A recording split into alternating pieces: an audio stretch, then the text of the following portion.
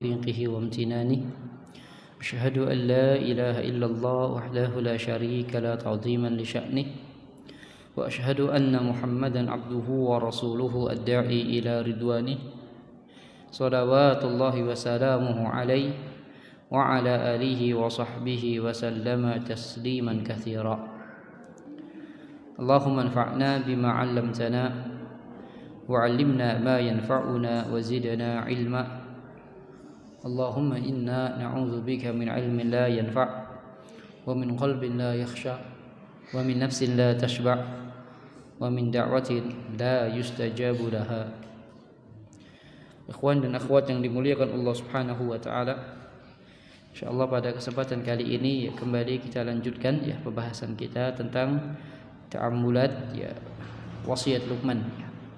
Insyaallah ini terakhir wasiat kelima dan keenam Al-wasiyatul khamisah wasiat yang kelima at-tawadu' wan nahyu 'anit takabbur rendah hati dan tidak sombong. Rendah hati dan tidak sombong. Ini merupakan salah satu sifat ahlil jannah. Rendah hati dan tidak sombong ini sifat ahlil jannah. Nabi sallallahu alaihi wasallam pernah bersabda, "Man tawadha'a lillahi rafa'ahu Allah." Siapa yang rendah hati, maka Allah akan angkat derajatnya. Siapa yang rendah hati, Allah akan angkat derajatnya. Wa nahyu 'anit takabbur, dan larangan sombong. Sombong ini merupakan salah satu sifat pokok atau pokok dari sifat-sifat buruk. Kata Al-Imam Ibnu Qayyim Al-Jauziyah ada 3 pangkal sifat buruk. Yang pertama itu sombong. Yang pertama itu sombong. Karenanya iblis terusir dari surga. Karenanya iblis terusir dari surga. Ketika Allah perintahkan untuk sujud kepada siapa? Nabi Adam alaihissalam. Maka jawaban iblis, ana khairum minhu, saya lebih baik darinya. Ini ucapan kesombongan. Maka kalau terlintas pada diri kita, ana khairum minhu, saya itu lebih baik darinya, lebih pantas darinya, ini ucapan kesombongan. Makanya kata Abdullah ibnu Mubarak rahimahullahu ta'ala, siapa yang menyangka bahwa dirinya lebih baik dari orang lain, faqad takabbara, ia telah sombong. Ini sifat yang pertama. Iblis mengatakan ana khairum minhu, saya lebih baik darinya. Kemudian juga Fir'aun mengatakan ana rabbukumul a'la, akulah Rabb kalian yang paling tinggi. Ada kesombongan. Ini yang pertama. Yang kedua adalah hasad. Yang kedua adalah hasad. Benci, nggak senang ketika ada orang lain dapat nikmat. Ini hasad. Tidak senang ketika ada orang lain dapat nikmat. Dengannya, dengan sifat hasad ini, Qabil membunuh Habil. Qabil membunuh Habil. Karena apa? Hasad. Enggak senang melihat Habil diterima kurbannya oleh Allah Subhanahu wa taala. Maka sekedar kita enggak senang kepada orang lain karena kenikmatan yang Allah berikan kepadanya, itu kita sudah masuk ranah hasad. Itu kita sudah masuk ranah hasad. Oleh karena itu Allah Subhanahu wa taala menyuruh kita untuk berlindung dari orang yang hasad. Wa min syarri hasidin idza hasad. Dan dari keburukan orang yang hasad apabila dia hasad. Menunjukkan hasad itu sifat buruk. Yang ketiga adalah tamak, serakah. serakah.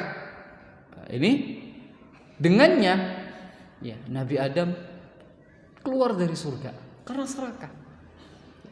Karena serakah. Inilah 3 ya pangkal dari sifat buruk. Di antaranya adalah sombong. Ini yang Luqman wasiatkan kepada anaknya. Faqala wala tusa'ir khaddaka linnas ya. Jangan kau palingkan pipimu dari orang lain. Maknanya apa? La tatakabbar alaihim, jangan sombong ya. Jangan sombong. Sombong itu tidak akan membawa kecuali kepada kebinasaan. Bahkan kata Nabi, tidak akan pernah masuk surga orang yang di hatinya ada secuil sifat kesombongan. Secuil aja ya, itu bisa menghalang seseorang berada di surga. La tatakabbar alaihim, jangan sombong ya. Wa tu'rid anhum biwajhika idza kallamuka, sehingga engkau tidak mau engkau memalingkan wajahnya ketika dia menyapamu ya, ketika dia ngajak bicara kamu, palingkan wajahmu. Itu kesombongan ya. Itu kesombongan.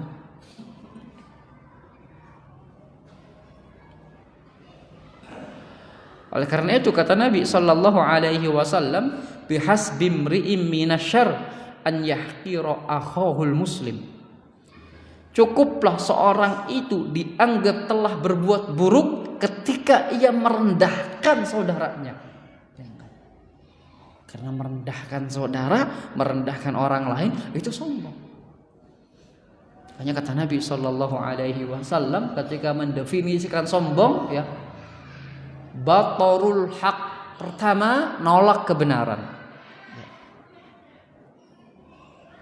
Baik ditolak karena nggak sesuai dengan keinginan kita, karena nggak sesuai dengan logika kita, ya, atau karena nggak sesuai dengan perasaan kita. Ini namanya nolak kebenaran. Itu sombong.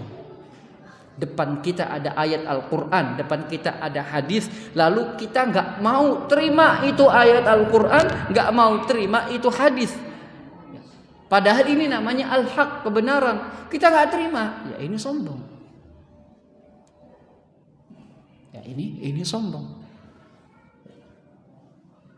Oleh karena itu sikap seorang muslim, sikap seorang muslimah itu harus menerima keputusan Allah dan keputusan Rasulnya, serta bersabar dalam menjalankan keputusan tersebut.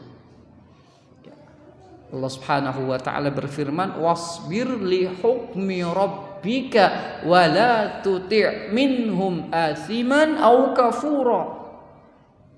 Bersabarlah dalam menjalankan hukum Tuhanmu. Tidak ditolak. Sabar. Wala tuti' minhum, jangan kau ikuti dari mereka. Siapa? Orang-orang yang berdosa dan orang-orang yang ingkar kepada Allah. Jadi mereka yang menolak Al-Quran, mereka yang menolak hukum Allah, mereka yang menolak hukum Rasul adalah orang-orang yang berdosa dan orang-orang kafir. Makanya kita gak boleh sama dengan mereka. Kita harus terima seluruh keputusan Allah, seluruh keputusan Rasul. Walaupun terkadang itu gak sesuai dengan perasaan kita. Kita harus bersabar. Kita harus bersabar. Karena inilah tanda kita sebagai hamba Allah Subhanahu wa taala. Sebagaimana pengakuan kita dalam sajdatul istighfar, wa ana abduka wa ana ala ahdika wa wa'dika mastata'tu. Aku adalah hamba-Mu ya Allah. Konsekuensi dari hamba Allah, konsekuensi dari hamba ini adalah menerima keputusan Rabb-Nya. Kalau kita ngaku hamba Allah tapi kita nggak menerima keputusan Allah, itu kita bukan hamba Allah. Kita musuh Allah. Kita menentang Allah. Tidak ada yang menang, tidak ada yang selamat, yang bahagia bagi mereka yang tidak menerima keputusan Allah dan Rasul. Kullul muslimi 'alal muslimi haramun damuhu wa maluhu wa irduh. Ya. Muslim atas muslim lainnya itu haram, baik darahnya, hartanya, kehormatannya. Ya. Makanya kita nggak boleh merendahkan orang lain. Karena ini bagian dari kesombongan. Batarul haq. Nolak namanya kebenaran. Ya. Jadi hanya mengambil hukum-hukum Allah yang sesuai dengan kita aja, yang sejalan dengan kita aja. Ya. Tapi yang nggak sejalan dengan kita nggak terima. Ya. Ini sombongan. Ya. Ini kesombongan. Yang kedua kata Nabi Shallallahu Alaihi Wasallam, ghamtun nas, merendahkan manusia, rendahin orang lain. Ya. Baik merendahkan keterampilannya, merendahkan fisiknya, atau merendahkan apanya, nggak boleh itu. Makanya Syekh Ibnu Utsaimin rahimahullah ya pernah berkata, idza ibtal makhluk faqad ibtal khaliq. Ketika engkau merendahkan makhluk, ketika engkau meremehkan makhluk, menghina makhluk, sama saja engkau menghina al-khaliq, secara nggak langsung. Sama saja engkau meremehkan al-khaliq secara tidak langsung. Dan ini salah satu dosa besar. Ketika kita meremehkan makhluk, sama saja kita meremehkan Allah. Karena itu makhluk ciptaan siapa? Allah Subhanahu wa ta'ala. Ketika kita meremehkan ciptaannya, berarti kita meremehkan zat yang maha menciptakan. Akhirnya makanya tidak diperbolehkan. Tidak diperbolehkan. Termasuk kesombongan ya. Kemudian wala tamshi fil ardi maraha ya. Ini masih berkaitan dengan kesombongan. Jangan pernah kau jalan di muka bumi ini dalam keadaan sombong. Jalannya itu enggak boleh sombong. La tamshi bukhtalan mutakabbiran mutabakhtiran. Jangan kau jalan dalam keadaan congkak sombong, menganggap orang lain itu hina, menganggap dirinya lebih baik. Itu kesombongan. Itu kesombongan ya. Innallaha la yuhibbu kulla mukhtalin fakhur. Karena Allah tuh enggak suka ya setiap yang sombong dan congkak, enggak suka Allah itu.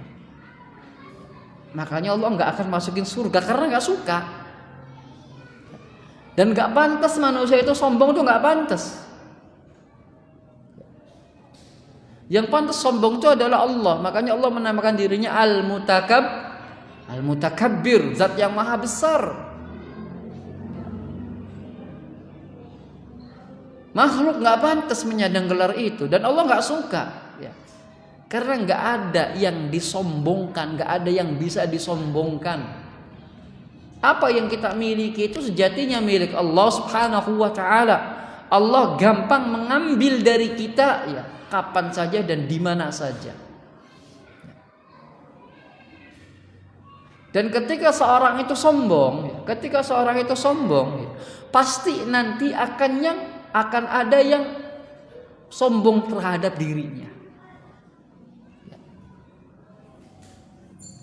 Ketika kita ini sombong, nanti ada orang yang sombong lebih dari kita. Itulah balasan keburukan. Itulah balasan keburukannya.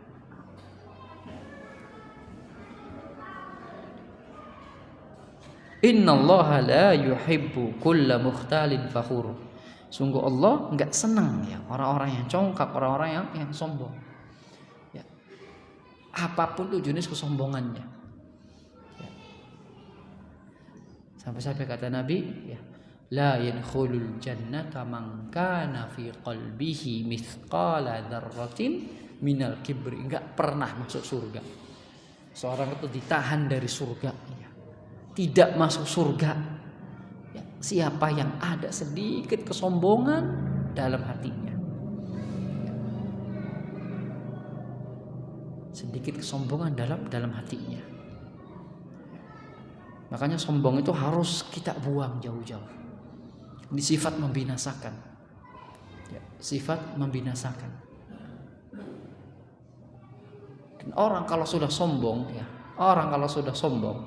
apa-apa yang ia lakukan itu untuk mencari titik perhatian manusia. Itu kalau sudah sombong. Ya. Makanya ini harus kita buang sifat ini. Tidak ada untungnya. Ya. Ketika kita sombong terhadap manusia, Allah akan limpahkan ke kita kehinaan. Ya. Ada yang menghinakan kita nanti. Ya. Sebagaimana mereka yang menentang hukum Allah, yang senantiasa menentang Quran, senantiasa menentang Sunnah, nanti dia akan berpendapat yang pendapatnya itu ya diketawain oleh orang-orang yang nggak berilmu. Hatta orang yang nggak berilmu diketawain. Sebagaimana penjelasan dari Imam Ibnu Qayyim Al-Jauziyah, orang yang senantiasa mendebat Allah, mendebat Rasul, nanti dia akan mengeluarkan statement, mengeluarkan pendapat yang membuat orang awam itu ketawa. Ini apa sih ini maksudnya? Artinya apa? Diketawakan pendapatnya oleh orang-orang awam, bukan orang berilmu. Orang-orang awam aja tahu bahwa pendapatnya itu lucu gitu loh. Karena seringnya dia mendebat Quran, seringnya dia mendebat Sunnah, seringnya dia mendebat Allah, seringnya dia mendebat Rasul. Artinya sombong. Maka kalau seorang itu sombong, nanti akan ada orang yang menghinakan dia. Allah kirimkan orang yang menghinakan dia, yang membuat dia hina di mata orang lain. Ya. Karena apa? Sombong. Ya. Sementara orang yang tawadhu, orang yang rendah hati, ya, itu Allah akan angkat derajatnya di tengah-tengah kaum. Ya.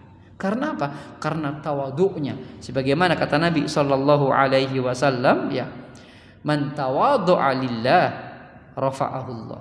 Siapa yang merendahkan dirinya untuk Allah, ya, maka Allah akan angkat derajatnya dunia dan akhirat. Ya. Adapun sombong, orang yang sombong Allah akan hinakan.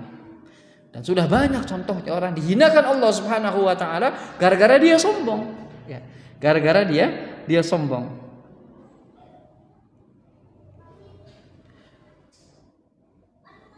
Oleh karena itu, ya, Luqman sangat mewanti-wanti anaknya, ya, agar tidak sombong. Sangat mewanti-wanti anaknya agar tidak sombong. Kemudian, ya, waqsid fi masyik. Ya. Waqsid fi masyik. Sederhanakanlah dalam berjalan. Jangan sombong.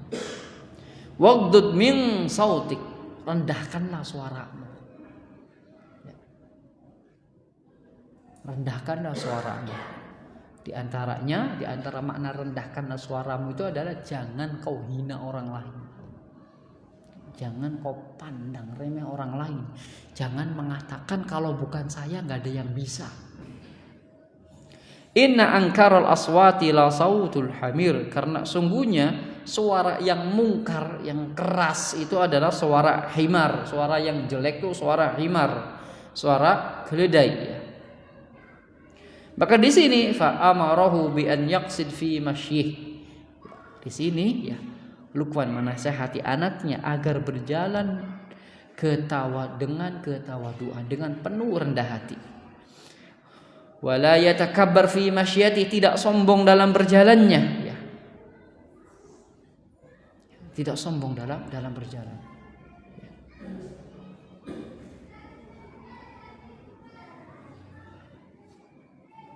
Karena, ya, tadi sombongan itu tidak akan membawa kecuali kepada kebinasaan. Tidak akan membawa kecuali kepada kebinasaan. Qala al-Hafidz Ibnu Katsir rahimahullahu fi tafsirihi waqsid fi masyik. Berkata Imam Ibnu Katsir, ya, dalam menjelaskan maksud rendahkanlah dirimu dalam berjalan, ai imshi masyan laisa bil bati al mutatsabbit wala bisari al mufarrid. Berjalanlah kalian dengan jalan yang tidak terlalu lambat dan tidak terlalu cepat. Bal adlan waston baina dalik, bahkan yang tengah-tengah antara keduanya, tidak lambat dan tidak cepat. Artinya apa? Ya. tidak sombong. Itu intinya kepada tidak sombong, harus tawadhu. Ya, harus tawadhu.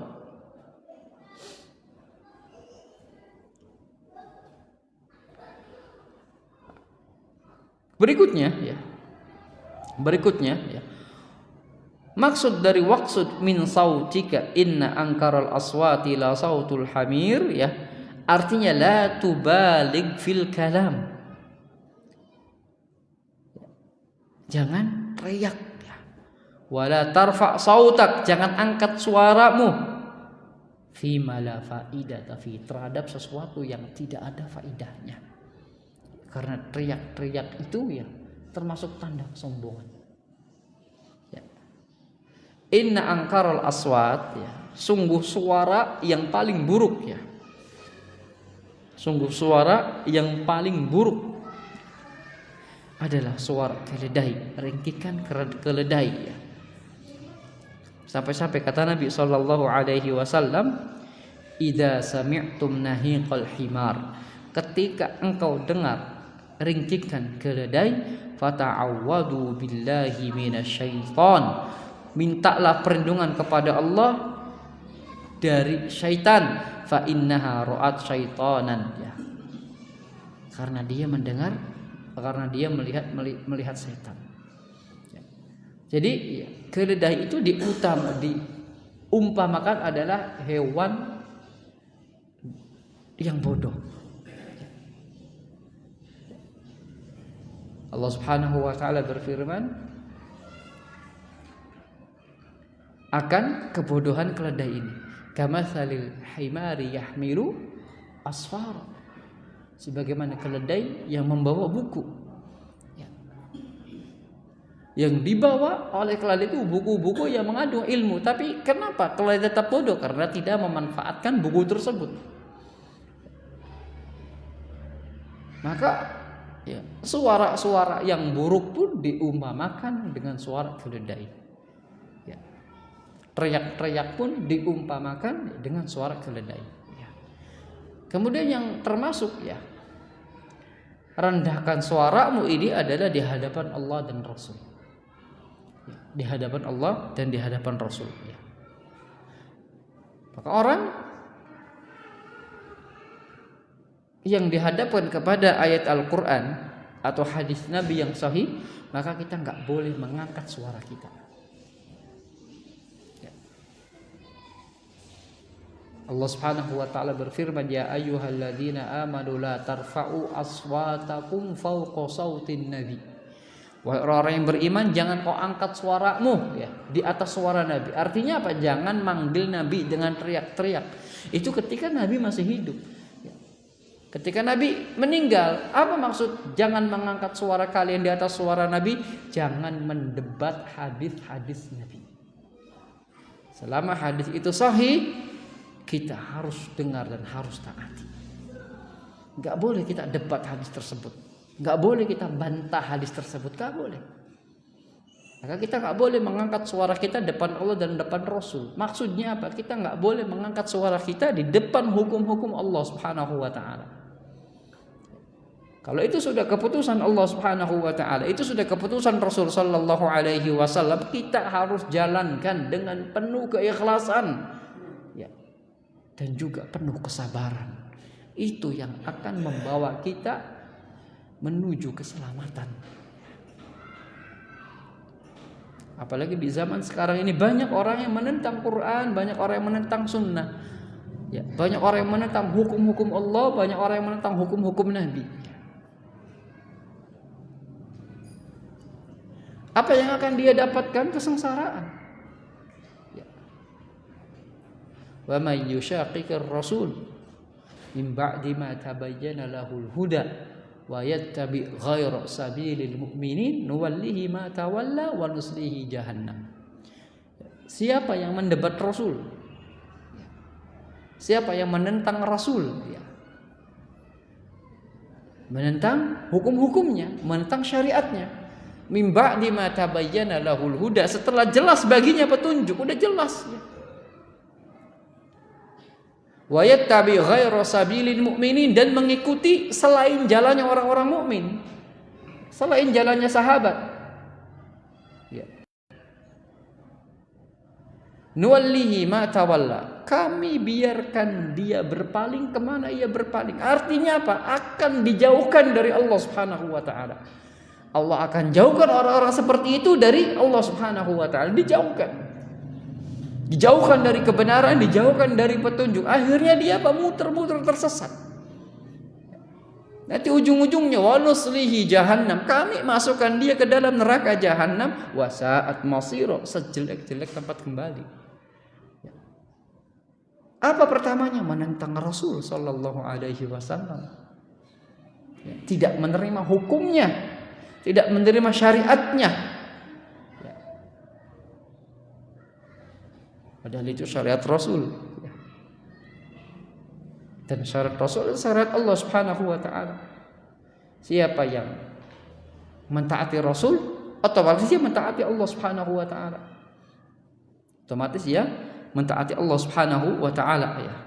Dan siapa yang menentangnya, otomatis dia menentang Allah Subhanahu wa taala ya. Dan itu Allah akan biarkan kemana dia berpaling. Tidak akan Allah berikan petunjuk. Dia semakin jauh dari Allah Subhanahu wa taala. Dan yang dia pegang nanti perkataan bashar. Yang dia imani adalah perkataan manusia. Perkataan ahli filsafat dia imani. Quran dan sunnah tidak dia imani. Ya. Padahal sebijak apapun ahli filsafat tetaplah manusia. Sedangkan Quran dan sunnah adalah kalamullah.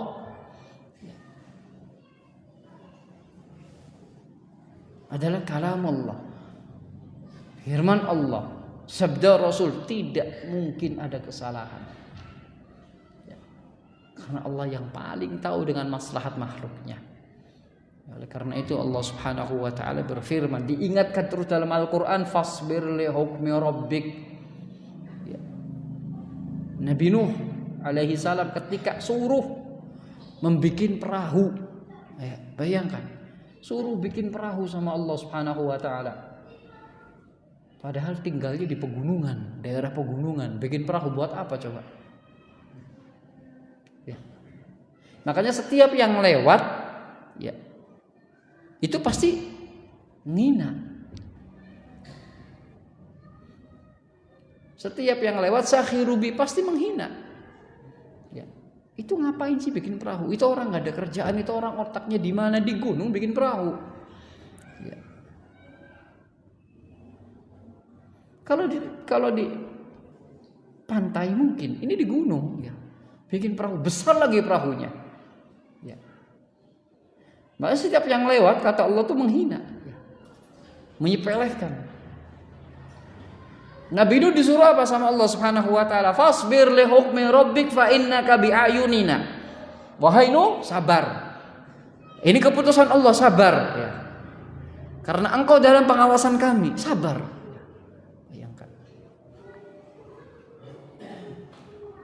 Ini keputusan Allah, sabar. Ya. Fa innaka bi a'yunina. Engkau dalam pengawasan kami. Maka atas kesabarannya itu, ya, Allah Subhanahu wa taala selamatkan Nuh dan orang-orang yang mengikutinya. Mereka yang mencela Allah tenggelamkan. Allah tenggelamkan. Makanya terhadap hukum Allah, terhadap hukum Rasul, kita harus terima dengan penuh keikhlasan, penuh kerelaan, penuh kesabaran. Ya. Karena sabar itulah yang akan membawa kepada kemaslahatan. Ya. Makanya Allah Subhanahu wa taala berfirman, "Innama yuwaffas sabiruna ajrahum bighairi hisab." Allah akan membalas hanya orang-orang yang sabarlah, kata Allah, yang akan diberi pahala tanpa hisab. Para ulama menjelaskan kesabaran itu ketika ditimbang gak ada yang mengimbanginya. Beratnya sabar itu gak ada yang bisa mengimbanginya.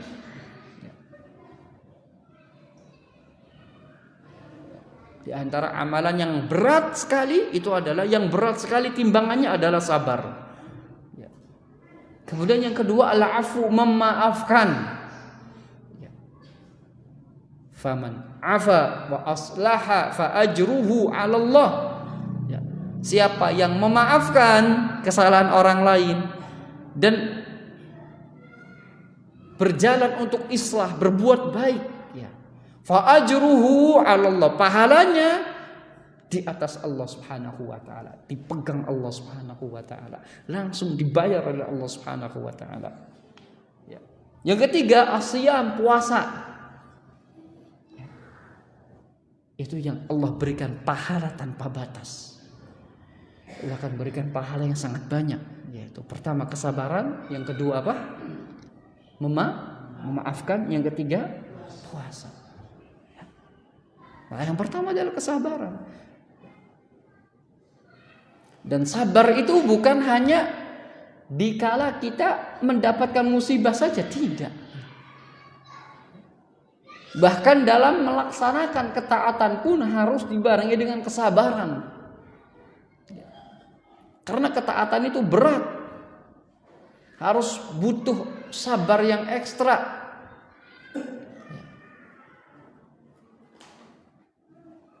Makanya Allah Subhanahu wa taala ketika menjelaskan, ya, seluruh manusia itu dalam keadaan rugi, ya. Kecuali apa? Pertama, berilmu, beriman, beramal, ya. Kemudian sabar. Sabar diantaranya. Maka sabar itu sangat-sangat dibutuhkan. Sangat-sangat dibutuhkan. Perlu kita latih. Ketika menjalankan ketaatan pun, ya kita harus sabar. Ketika menghadiri majelis ilmu pun ya harus sabar.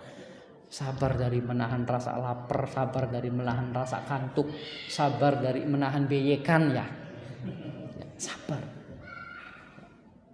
Ini ketaatan, butuh yang namanya kesabaran. Ustadznya juga sabar ngadepin jamaah yang gak paham-paham. Semuanya sabar. Antum sabar, kita pun sabar. Kalau enggak, ya maka bubar ini pengajian. Ya. Maka butuh yang namanya kesabaran, ya. Karena jalan menuju Allah itu berat. Yang meringankan itu sabar. Yang meringankan itu sabar. Kalau kita nggak sabar, kita nggak akan bisa ibadah. Orang kalau nggak sabar nahan lapar, nggak sabar nahan haus, nggak akan bisa puasa, bener nggak? Iya. Kenapa kamu nggak puasa? Lapar, ya justru itu. Lapar tuh nahan, sabar, ya nahan lapar. Makanya ibadah itu pokoknya kesabaran, ya. Setelah keikhlasan, ya, ikhlasan penting, ya, mutabaah penting. Ketiganya itu apa? Sabar. Karena Allah Subhanahu wa taala berfirman tentang salat, ya. Apa kata Allah tentang salat? Innaha lakabirah. Salat itu berat. Illa 'alal khashiin, kecuali orang-orang yang khusyuk. Maksud khusyuk itu ya sabar. Maka pokok kita bisa melakukan ibadah itu sabar. Sabar. Kalau nggak sabar kita nggak akan bisa ibadah. Artinya ketaatan pun butuh sabar. Dalam menjalankan ketaatan tuh butuh sabar. Dalam meninggalkan kemaksiatan juga butuh yang namanya sabar. Orang yang sudah nyandu terhadap satu kemaksiatan, untuk meninggalkan kemaksiatan tersebut butuh kesabaran yang ekstra. Bahkan sabar dalam meninggalkan kemaksiatan itu kata para ulama lebih besar pahalanya daripada sabar dalam menjalankan ketaatan.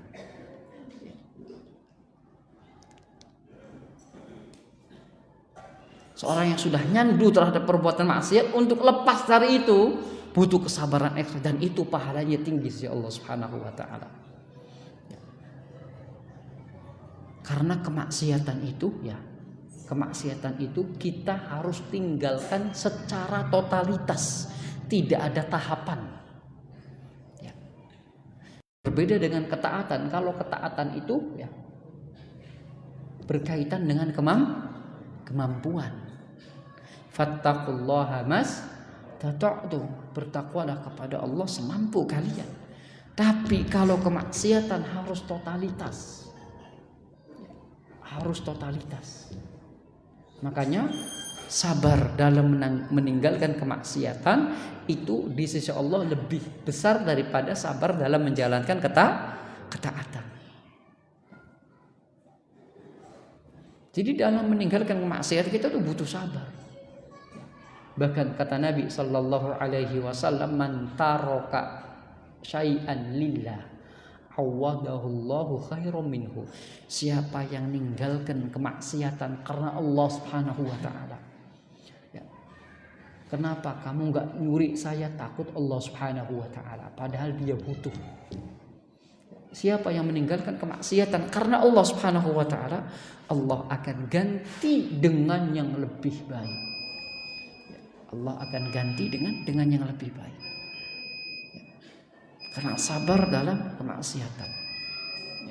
Salah meninggalkan kemaksiatan. Kemudian yang ketiga, ada sabar dalam menghadapi ketentuan Allah. Ini butuh kesabaran. Sabar dalam menghadapi musibah. Apa sih musibah? Musibah itu sesuatu yang tidak kita inginkan terjadi, lalu terjadi. Ini musibah. Ini musibah.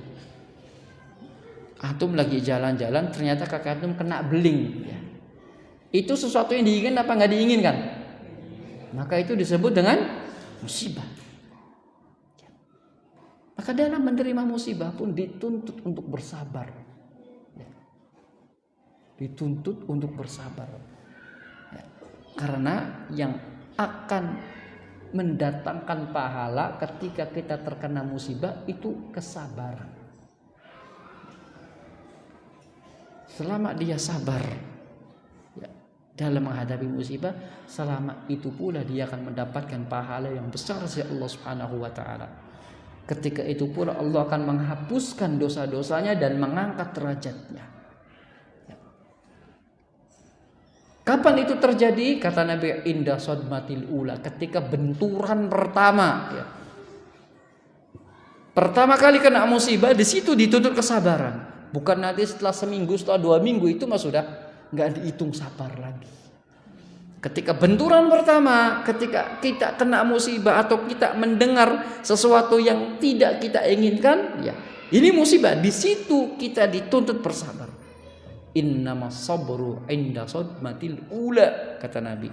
Kesabaran yang terpenting yang dihitung pahala itu ketika benturan pertama. Adapun kalau sudah berjalannya waktu, semua orang juga bisa sabar. Seorang yang terkena musibah, ayam yang selama ini ya didamba-dambakan tahu-tahu mati. Itu ketika pertama kali dengar tuh mati harus sabar. Ya. Bukan setelah 2 hari, 3 hari. Enggak, itu ketika pertama kali kita ngelihat ayam kita mati, ya. Itu dituntut kesabarannya. Dituntut kesabaran ketika benturan pertama. Itu yang akan membuahkan pahala. Sabar itu yang akan membuahkan pahala. Ya. Kita tidak berucap kecuali yang diridhai Allah.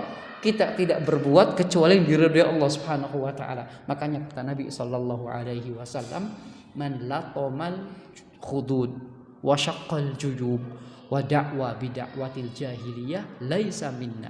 Bukan golonganku, ya. Orang yang terkena musibah, ya, dia menampar-nampar pipinya, menyobek bajunya, bantingin segala-gala, ya, lalu ngomong dengan ucapan-ucapan jahiliyah. Itu bukan dari golonganku. Itu tanda dia tidak sabar, tanda dia tidak akan mendapatkan pahala. Jangan dirahmati Allah Subhanahu wa taala. Dengan ini selesailah kita dari wasiat Luqmanul Hakim. Semoga wasiat ini bisa kita laksanakan sehingga kita menjadi orang-orang yang beruntung di dunia ataupun di akhirat. Ini yang bisa disampaikan. Subhanakallahumma bihamdika asyhadu an la ilaha illa anta astaghfiruka wa atubu ilaik. Wabillahi taufiq wal hidayah. Wassalamualaikum warahmatullahi wabarakatuh.